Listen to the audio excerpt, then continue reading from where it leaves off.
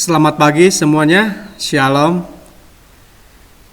Terima kasih bagi kalian yang telah bergabung di channel Hendrik Sungkung, khususnya untuk pendidikan agama Kristen dan budi pekerti kelas 11 untuk jenjang SMA dan juga SMK. Kiranya melalui pembelajaran jarak jauh ini bisa berguna dan bermanfaat bagi kalian. Tuhan Yesus memberkati kelas 11.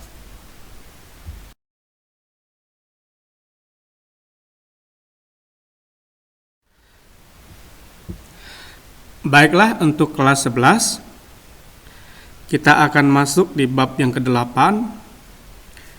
Judul kita pada pagi hari ini, Keluargaku dalam Gaya Hidup Modern. Sebelum kita lanjut ke bahan Alkitab, kita masuk di doa pada pagi hari ini.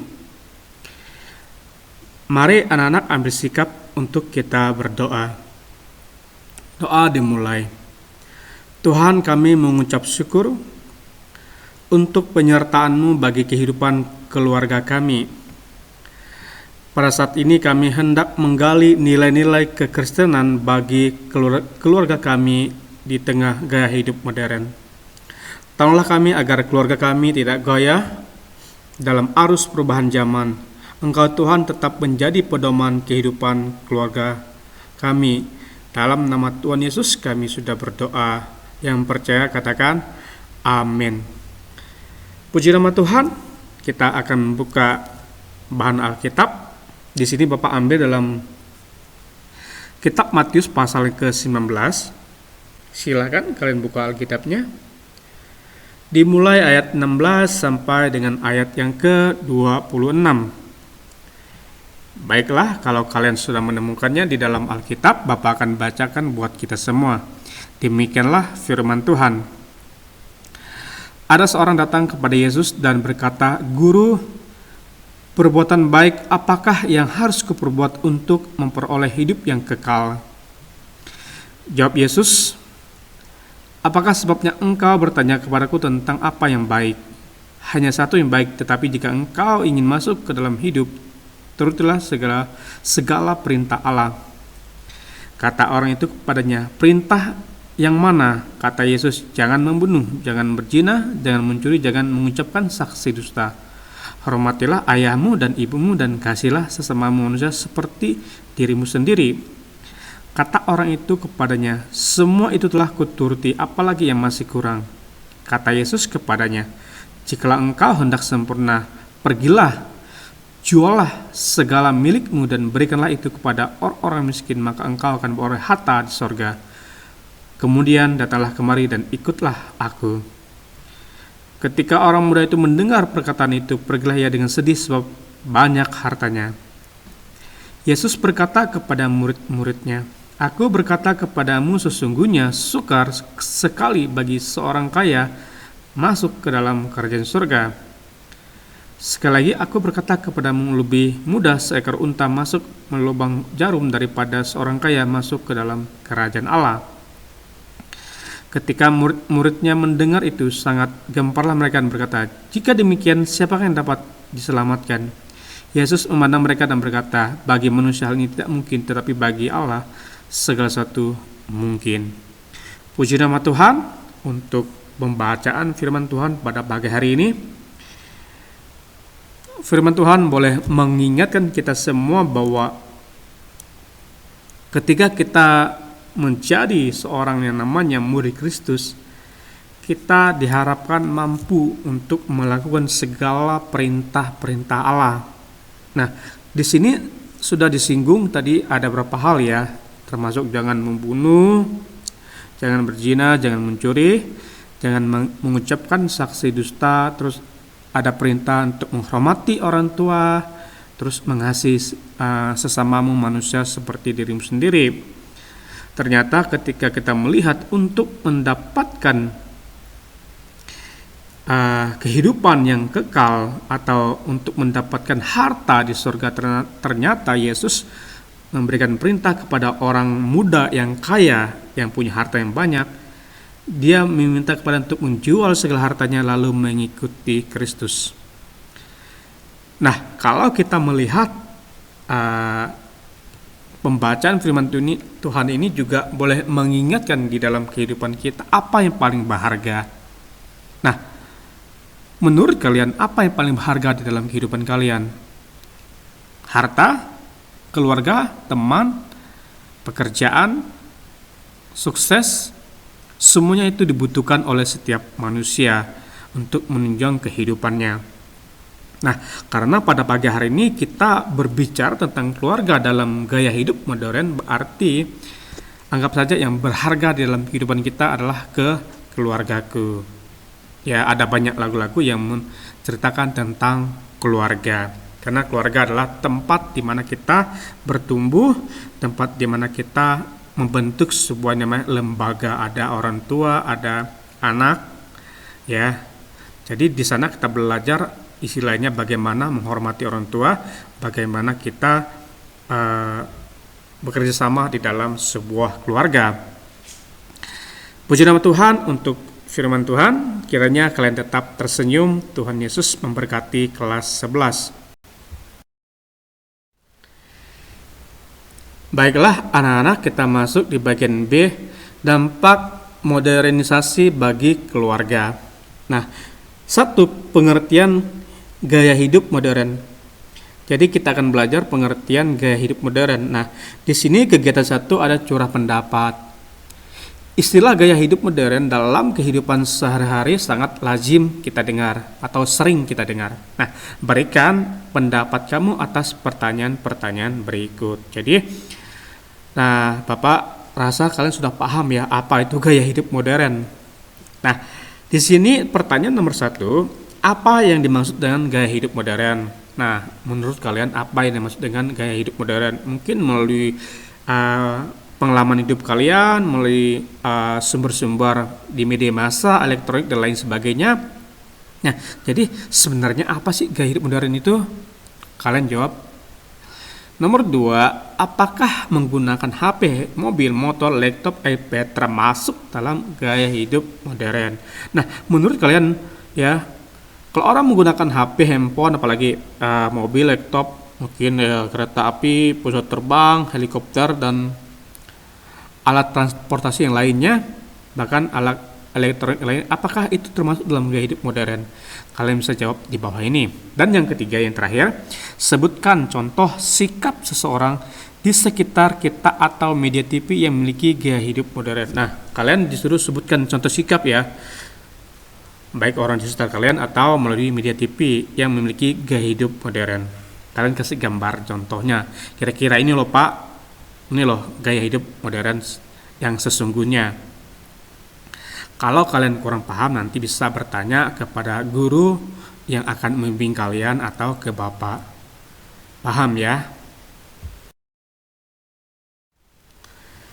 Selanjutnya kita masuk di kegiatan 2 materi pada pagi hari ini.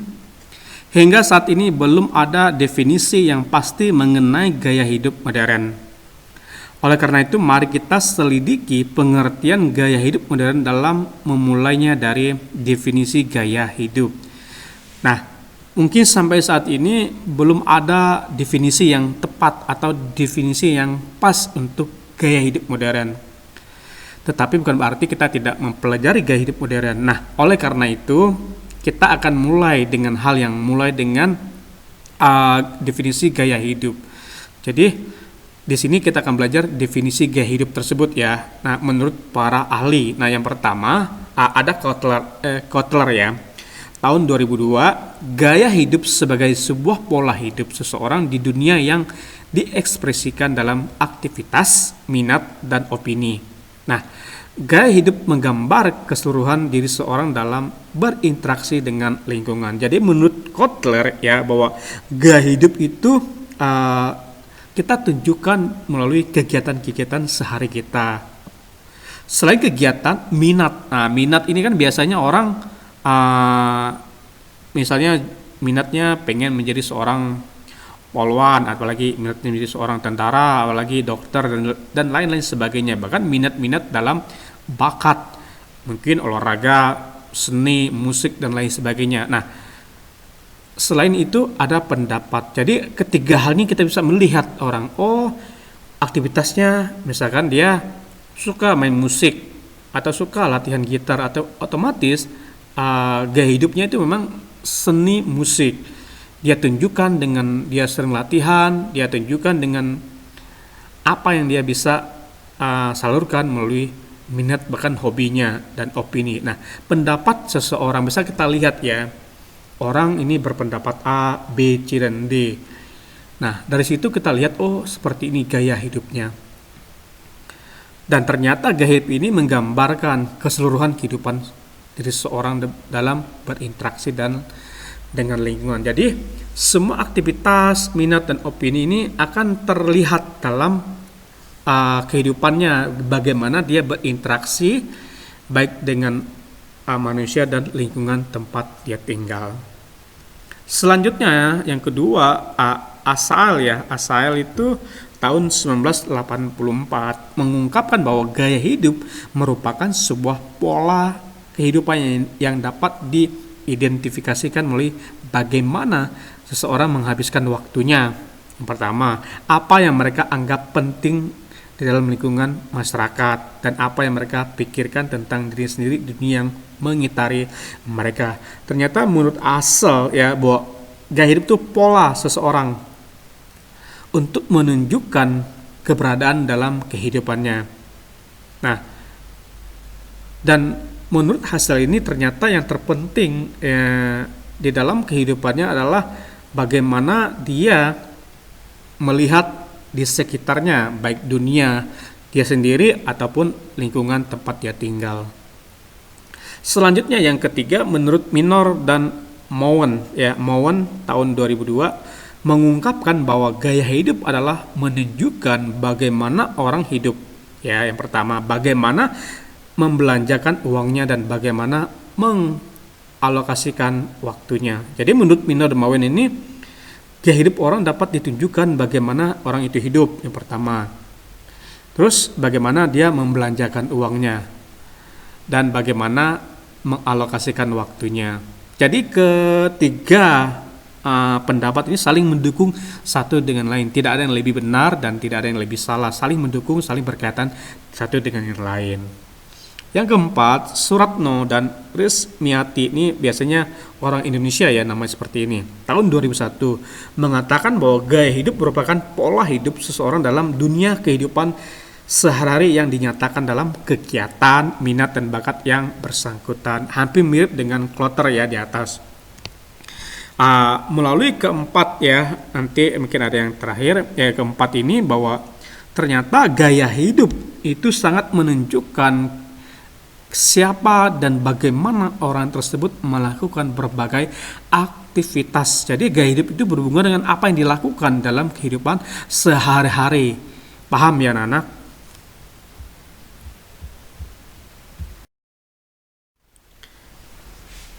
Sekarang kita mulai dengan pengertian modern. Tadi sudah gaya hidup, sekarang kita mulai dengan modern. Nah, Kamus Besar Bahasa Indonesia atau KBBI dimengerti sebagai sebuah sikap dan cara berpikir serta cara bertindak sesuai dengan tuntutan zaman.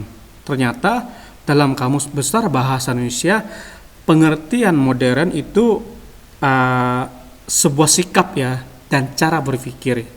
Yang pertama sebuah sikap, yang kedua cara berpikir, bertindak dengan tuntutan zaman. Jadi zamannya seperti apa, kita akan berpikir dan bertindak sesuai dengan hal tersebut. Nah, sebagai contoh, sekarang dunia digitalisasi sangat-sangat berkembang dengan pesat.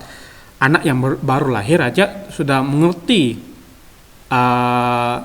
yang namanya dunia handphone, dunia apalagi gadget lainnya dan berbagai elektronik lain, karena dia lahir di dunia berkembang demikian. Seandainya Bapak dulu lahir yang handphone tidak semaraknya demikian, juga tidak mengerti banyak tentang nama handphone. Nah, demikian juga kalian yang lahir di zaman digitalisasi, kalian harus memahami berbagai bentuk media massa atau elektronik.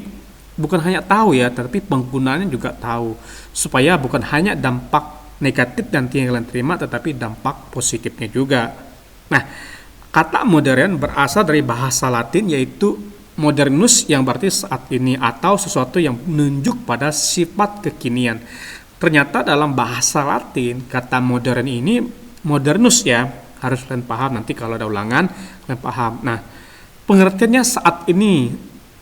Kalau misalkan besok muncul lagi teknologi lebih canggih daripada handphone, ya kita akan menggunakan karena memang modern hal itu tersebut barang baru dan sesuai dengan perkembangan dan kebutuhan zaman. Nah, di dalamnya tercermin suatu nilai yang mengarahkan seseorang untuk bersikap efektif, efisien, praktis, sederhana, dan menghargai waktu. Jadi sebagai contoh ya, kalau kita handphone hari ini ya, handphone kita gunakan untuk media pembelajaran. Nah, seandainya tidak ada handphone, maka di masa pandemi seperti ini akan sulit untuk kita berkomunikasi guru dan siswa. Bagaimana berkomunikasi sementara barang handphonenya tidak ada? Karena ada handphone dan jaringan internet dan kuota, kita saling berkomunikasi walaupun hanya melalui jaringan dan lain sebagainya. Tetapi semuanya itu sebenarnya sikap kita yang penting. Kita menggunakannya dengan efektif, terus efisien, bahkan praktis. Dan itu yang terpenting, kita menghargai waktu yang ada.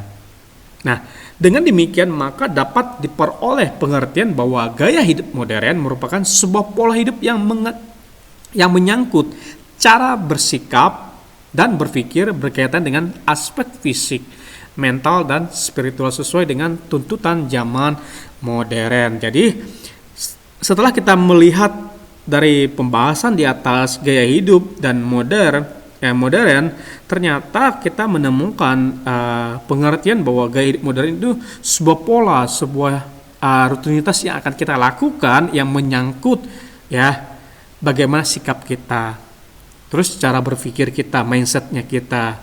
Nah, di mana berhubungan dengan aspek fisik ya, fisik itu tubuh kita ya, terus mental, kejiwaannya kita, dan juga spiritual rohnya kita. Ternyata komplit, manusia terdiri dari tubuh, jiwa, dan roh. Nah, hal tersebut sesuai dengan tuntutan yang ada pada saat ini. Seandainya tadi Bapak bilang kalau handphone ditemukan ada teknologi lebih canggih daripada handphone dalam berkomunikasi, maka handphone akan tidak dipakai lagi, ya. Maka teknologi baru akan dipakai sesuai dengan kebutuhan pada saat ini. Nah, di dalam mencerminkan adanya semangat dan nilai-nilai efektivitas, efisien, praktis, sederhana, menghargai kehidupan, dan menghargai waktu. Jadi di dalam kita menggunakan berbagai alat modern yang canggih saat ini, yang terpenting bagaimana kita di dalam penggunaannya. Pertama, menolong kehidupan kita, membantu pekerjaan kita, bahkan memudahkan kita dalam melakukan aktivitas. Di selain itu ternyata diminta untuk ada bagaimana kita mengatur waktu yang baik. Jangan sampai di masa pandemi seperti ini kalian di rumah hanya online aja ya, tidak pernah bantu orang tua, kan tidak menggunakan waktu dengan baik. Jam online ya kalian gunakan untuk belajar, jam bantu orang tua kalian gunakan untuk membantu. Nah, seperti pada gambar di samping ini ya, gambar 81 di kota besar mal menjadi tempat rekreasi keluarga. Nah, mungkin sekarang di masa pandemi seperti ini juga mal juga mungkin tidak ramai seperti hari-hari biasanya atau di waktu sebelum pandemi. Nah, kegiatan kita seperti inilah yang mungkin disebut modern. Apakah di rumah tidak modern? Nanti kalian yang punya pendapat ya. Selanjutnya anak-anak kita masuk di bentuk gaya hidup modern. Ada beberapa macam bentuk gaya hidup modern menurut A.B. Susanto tahun 1996 mengatakan bahwa bentuk gaya hidup modern yang sedang menjangkiti keluarga di Indonesia dapat diidentifikasi. Nah, kita akan lihat beberapa di antaranya adalah: 1. Pola pikir yang menganggap status sebagai sesuatu yang penting. Nah, menurut Susanto ini ya, yang pertama itu kita dapat mengidentifikasi hal tersebut termasuk dalam gaya hidup modern atau tidak. Dan satu, pola pikir yang menganggap itu sebagai sesuatu yang penting. Yang kedua, setiap individu memiliki mobilitas yang tinggi. Yang ketiga, memiliki kebiasaan untuk bercengkrama di tempat-tempat tertentu. Yang keempat, memiliki kebiasaan untuk melakukan makan siang, makan malam bersama di tempat tertentu. Yang kelima, melakukan olahraga mahal seperti golf. Yang keenam, melaksanakan pernikahan agung. Ya, yang ketujuh, merayakan wisuda.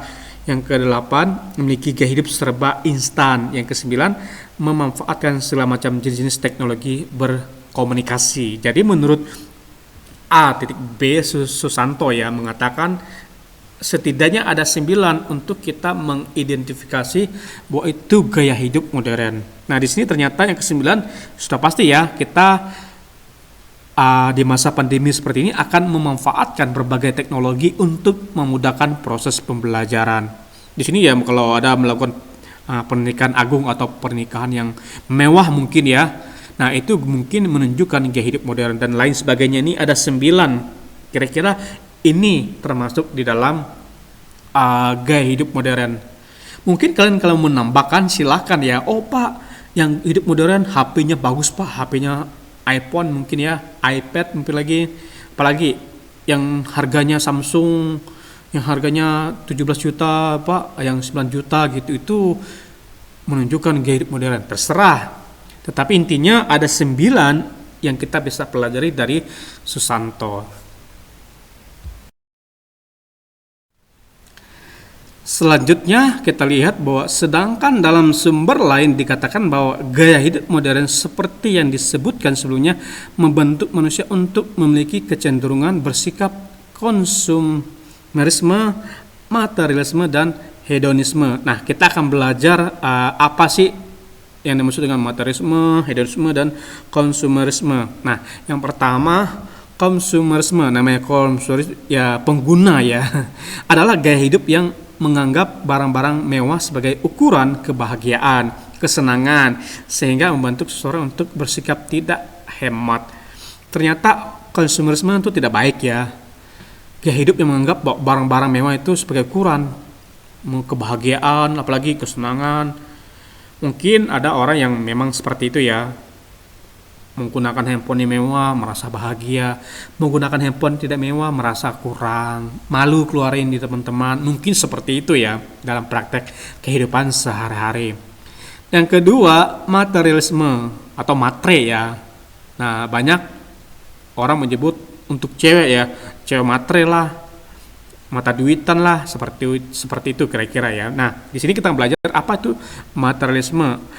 Adalah pandangan hidup yang mencari dasar segala sesuatu yang termasuk kehidupan manusia di dalam alam kebendaan semata-mata dengan mengesampingkan segala sesuatu yang mengatasi alam indera. Jadi materialisme itu intinya ukurannya tuh benda ya, HP harganya sekian, apalagi sekian. Nah, sementara materialisme mengabaikan alam indera. Yang ketiga, hedonisme. Nah, ini yang perlu kita pahami dengan baik ya. Adalah pandangan hidup yang menganggap bahwa kesenangan dan kenikmatan materi merupakan tujuan utama dalam kehidupan di dunia ini. Jadi, hedonisme konsepnya materi apapun menjadi kesenangan dalam kehidupannya.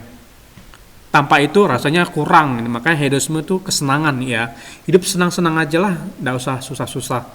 Apa aja dalam kehidupan ini kita nikmati dengan kesenangan. Jadi hati-hati ya, ada 3 yang bisa membuat kita ini terjebak di dalam dunia ini.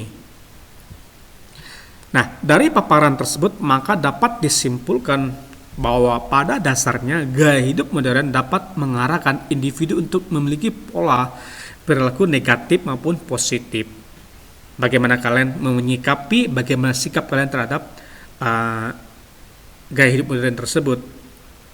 Apakah yang negatif kalian ambil atau kalian mengambil yang positif?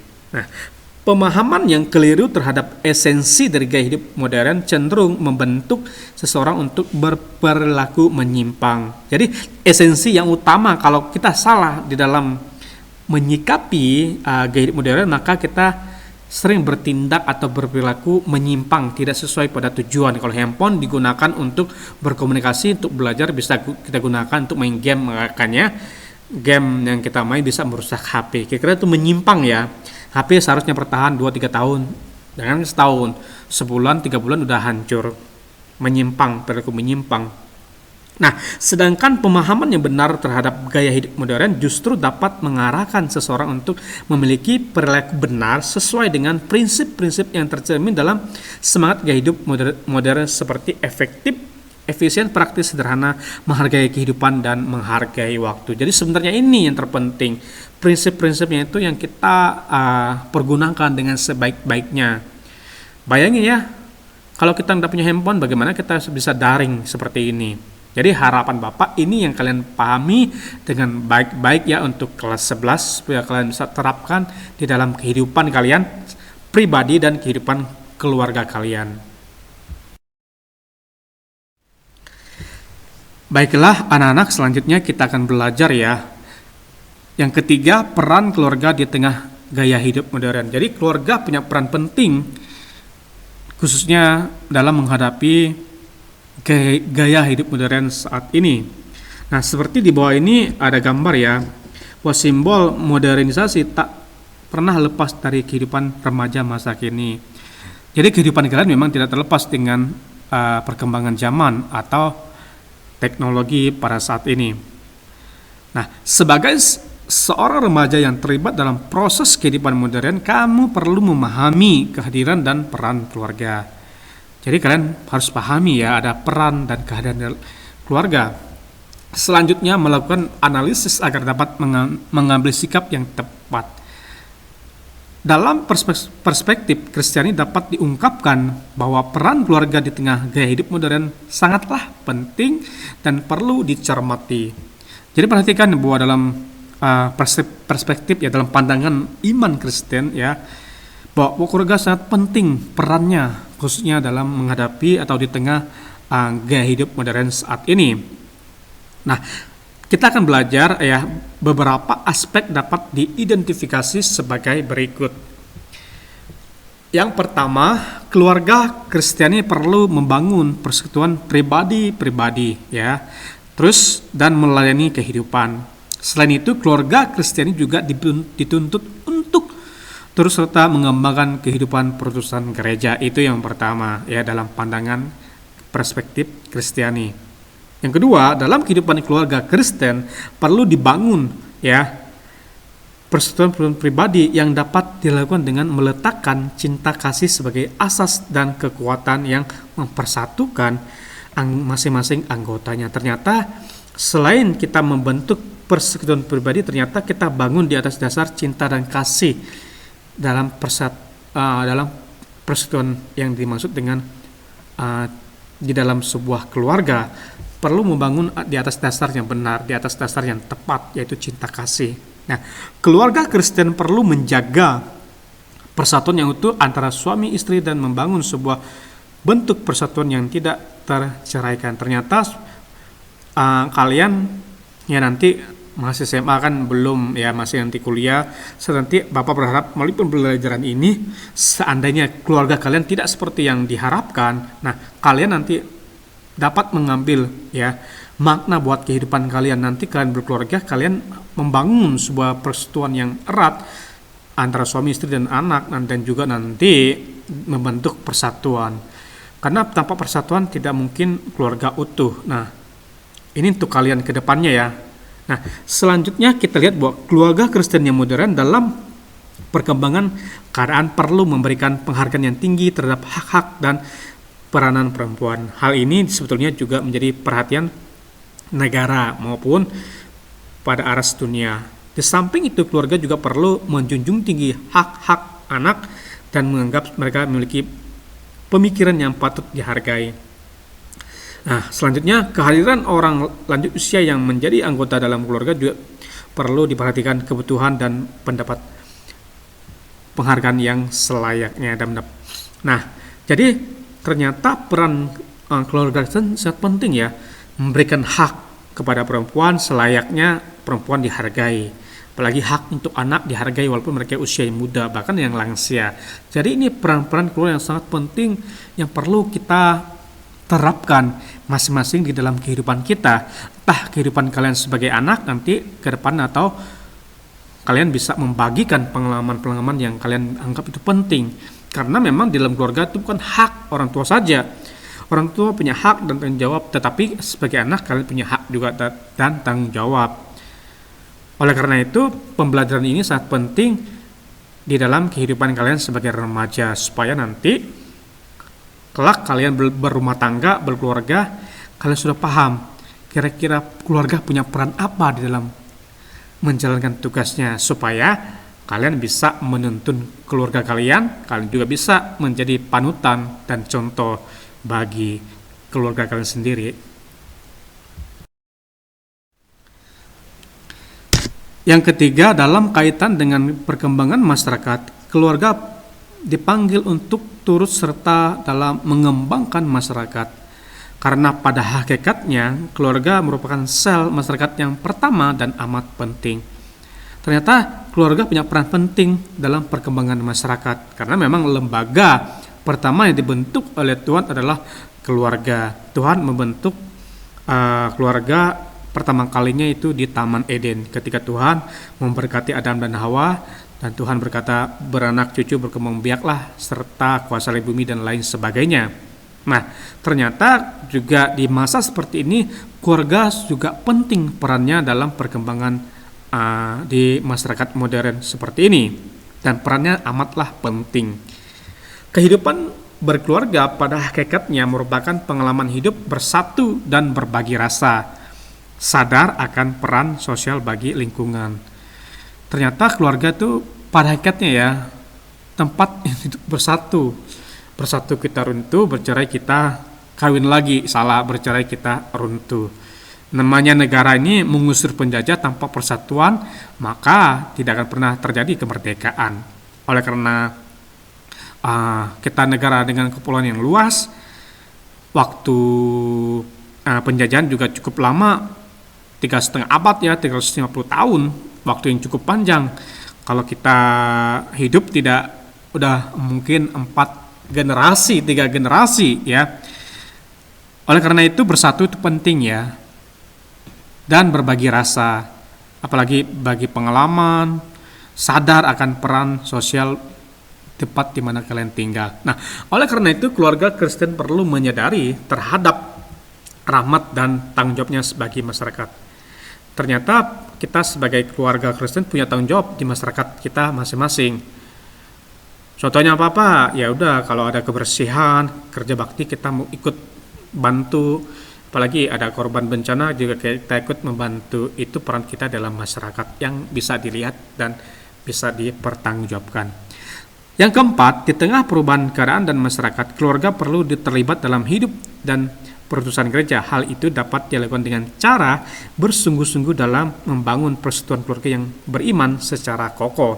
Nah, justru di tengah perubahan yang ada, keluarga Kristen harus mampu membangun persatuan antar anggota keluarga untuk terus-menerus berdialog dengan Tuhan dan berbagai cara. Nah, melalui keluarga kita bisa membangun persatuan dengan orang lain dan melayani kebutuhan sesama. Oleh karena itu, keluarga Kristen diharapkan dapat melakukan filtrasi atau menyaring pengaruh negatif dari gaya hidup modern. Dengan demikian, di tengah-tengah arus modernisasi, keluarga Kristen mampu menjadi agen penanaman semangat positif dan tercermin dalam gaya hidup modern. Jadi peran keluarga Kristen sangat penting ya, menjadi filter atau menjadi filtrasi atau bisa menyaring berbagai sumber-sumber media massa dan lain sebagainya. Nah, kalau kita salah filternya, penyaringan kita tetap informasi dan lain sebagainya, kita nanti akan menyebarkan berita hoak. Hoak itu berita yang belum tentu kebenarannya, karena saat ini banyak sekali orang yang menyebarkan berita hoak, pada itu belum tentu kejadian seperti yang ditunjukkan. Oleh karena itu sebagai anak-anak kalian harus jeli ya, mana ini berita hoax dan mana ini berita yang benar-benar fakta dan kenyataan di lapangan. Jangan mudah terpengaruh, mudah percaya, apalagi berita-berita yang sifatnya memecah belah bangsa kita. Tahukah kamu bahwa sesungguhnya Alkitab memberikan contoh baik yang positif dan negatif berkaitan dengan gaya hidup modern pada waktu itu. Nah, tentu kita bisa belajar dari contoh-contoh tersebut. Contoh yang positif kita bisa melihat dari Kejadian pasal yang ke-35 ayat 22 sampai ayat 29. Sedangkan contoh yang negatif terambil dari Matius pasal yang ke-19 ayat 16 sampai ayat yang ke-26 seperti pembacaan kita di atas. Nah, dalam Kejadian pasal yang ke-35 ayat 22b sampai 29 mengisahkan tentang kehidupan keluarga Yakub yang memiliki 13 orang anak.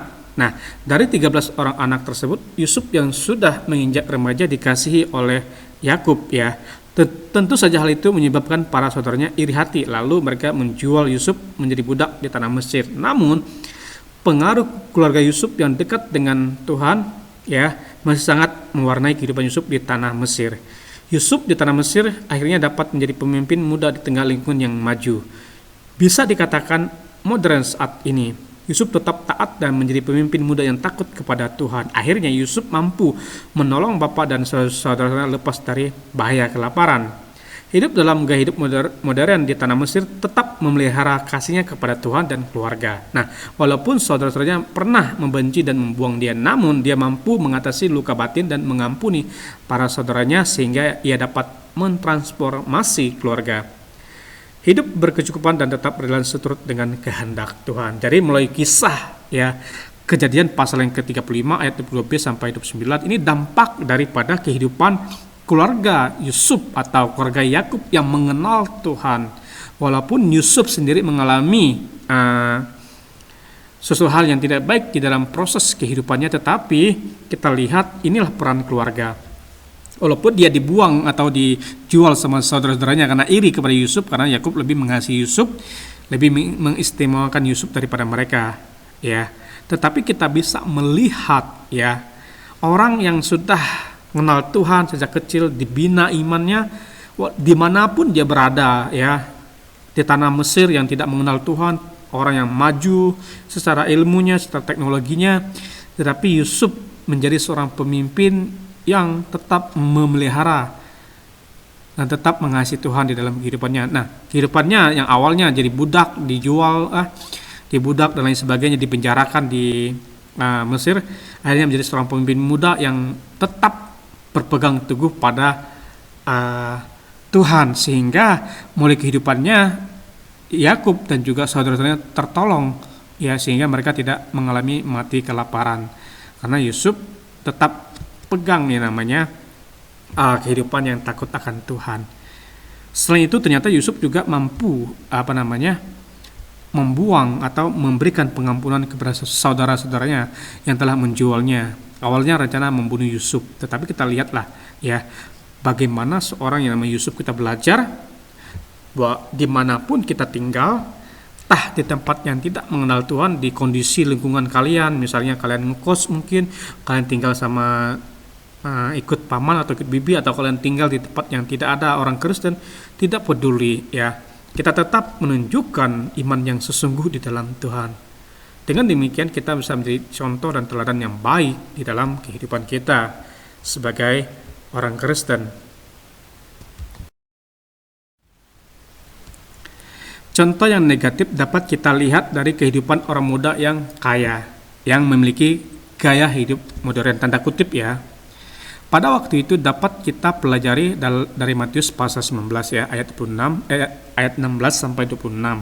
Meskipun orang muda itu pada ayat itu hidup bergemilang harta dan gaya hidup yang up to date ya, tetapi ia mengalami kekosongan dan kebimbangan hidup serta mencari jawaban kepada Tuhan Yesus. Nah, pada saat Tuhan Yesus memberikan pilihan untuk hidup di dalam jalan Tuhan dan jalan dunia, sayangnya orang muda tersebut memilih hidup dalam harta dunia yang dimiliki, terkukung dalam pengaruh gaya hidup buruk yang ia pilih. Akibatnya dia kehilangan Kristus sebagai sumber kehidupan dan berkat. Jadi memang susah ya Tuhan katakan, jualah hartamu dan ikutlah aku, karena hartanya banyak dan pemuda itu sedih. Nah, kita bisa belajar di sini di dalam kehidupan kita apa yang paling berharga. Coba kalian sebutkan minimal 5 ya yang paling berharga. Misalnya 1, Tuhan, kedua, keluarga, ketiga, pasangan. Karena SMA biasanya udah banyak sering pacaran. Yang keempat apalagi ya? Oh, karir. Yang kelima mungkin masa depan. Apalagi harta benda dan lain sebagainya. Intinya jangan sampai harta benda itu membuat kita berpaling daripada Tuhan.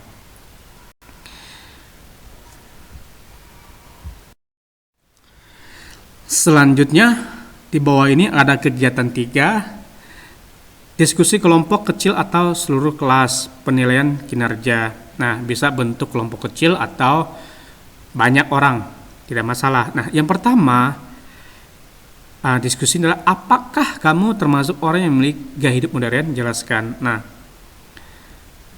yang kedua, apakah keluargamu termasuk keluarga yang memiliki gaya hidup modern? Jelaskan. Yang pertama kamu ya, pribadimu. Yang kedua keluargamu. Dan yang ketiga, bentuk gaya hidup modern seperti apa yang ada dalam dirimu? Jelaskan. Kalian sebutkan dulu bentuknya baru jelaskan. Semua nomor 1, 2, 3 sampai nomor 4. Dan yang 4, bentuk gaya hidup modern seperti apa yang ada dalam keluargamu? Diri sendiri dan keluargamu, jelaskan.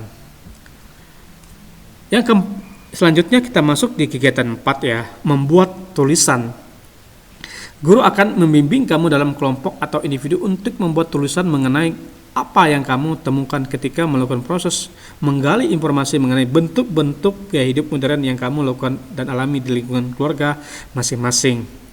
Jadi ini kalian membuat sebuah tulisan ya, membuat karangan tulisan atau membuat sebuah penelitian pendek atau pengalaman kalian untuk menulisnya.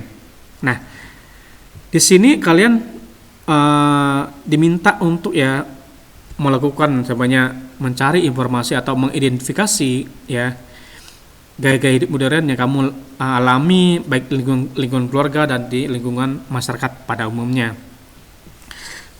Selanjutnya kegiatan 5, presentasi. Guru akan membimbing kamu untuk mempresentasikan hasil yang kamu peroleh dari proses yang 4 tadi ya, menggali informasi yang kamu lakukan dengan subjek diri kamu sendiri dan keluarga kamu mengenai bentuk-bentuk gaya hidup modern. Jadi kegiatan 3, 4, 5 tolong dikerjakan.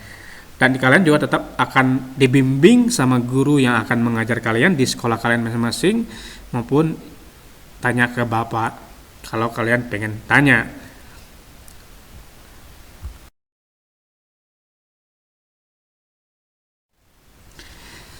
Selanjutnya kita masuk di rangkuman atau kesimpulan kita pada pagi hari ini. 1. Gaya hidup modern merupakan sebuah pola hidup yang menyangkut cara bersikap dan berpikir berkaitan dengan aspek fisik, mental, dan spiritual sesuai dengan tuntutan zaman modern. Di dalamnya mencerminkan semangat efektif, efisien, praktis, sederhana, menghargai kehidupan, dan menghargai waktu. Yang kedua, dalam perubahan keadaan, keluarga Kristen perlu tetap berpegang teguh pada kehendak Kristus dan berperan sebagai berkat bagi lingkungan. Yang ketiga, baik bagi gereja maupun lingkungan membangun persatuan pribadi-pribadi melayani hidup, turut serta mengembangkan masyarakat, turut serta dalam hidup dan perutusan gereja. Jadi ada 3 kesimpulan yang dapat kita ambil melalui peran atau keluargaku dalam gaya hidup modern. Apakah salah dalam gaya modern? Tidak. Jangan sampai juga kalian ketinggalan zaman. Kalian hidup di zaman modern, tapi gaya hidup kalian di zaman bahola atau zaman-zaman batu, zaman-zaman orang nomaden berpindah-pindah. Ya, bayangin bangun rumah A, pindah lagi bangun rumah B, pindah lagi C, sampai kalian dari Sabang sampai Merauke pindah-pindah. Kasihan bangun rumah pindah-pindah ya. Kalau banyak uang tidak masalah. Kalau papasan itu yang bermasalah. Selanjutnya di bawah ini ada ayat emas hari ini. Lengkapilah 1 Timotius pasal 3 ayat 15, menghafal dan merefleksikan isinya. Nah, menghafal, kedua, terus kalian merenungkan atau makna rohaninya apa buat di kehidupan kalian, refleksi isinya. Jadi manfaatnya dalam kehidupan kalian apa. Nah, satu, lengkapilah bagian yang kosong di bawah ini. Jadi jika aku ya titik-titik sudah engkau tahu bagaimana orang hidup sebagai titik-titik, yakni jemaat dari Allah yang hidup tiang penopang dan titik-titik. Jadi kalian tinggal lengkapi ya sesuai dengan 1 Timotius 3 ayat 15. Yang kedua, secara bergantian dengan teman sebangkumu hafalkan ayat tersebut. Nah, kalian hafal berdua, bertiga, berempat tidak masalah, yang penting kalian hafal dengan baik. Yang ketiga, pahami dan refleksikan makna ayat tersebut bagi kamu. Jadi ayat tersebut bagi kehidupanmu apa manfaatnya. Paham ya?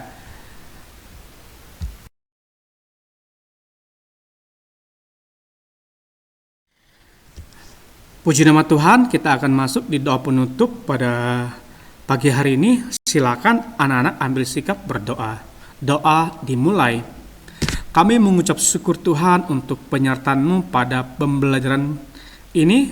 Semoga pengetahuan yang kami peroleh mengenai modernisasi dapat menjadi pedoman hidup dalam keseharian kami, dalam keadaan apapun diri dan keluarga kami. Engkau Tuhan selalu jadi pengharapan sejati. Terima kasih Tuhan Yesus, Allah surga yang beserta kami. Sama-sama katakan amin. Selamat pagi, sampai jumpa minggu yang akan datang. Tuhan Yesus memberkati kita semua.